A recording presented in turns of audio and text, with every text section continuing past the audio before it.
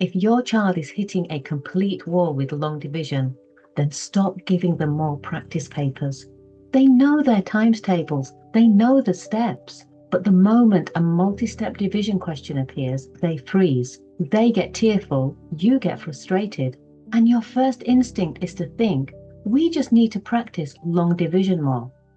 But it's not a long division problem. Whenever I see a child stall here, it's almost never Year 5 maths that's causing the problem.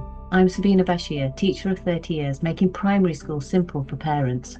It's usually an unaddressed Year 3 gap right inside their understanding of sharing and place value.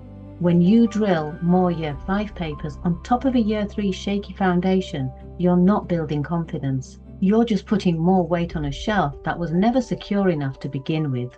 Want me to help you identify what their real problem is?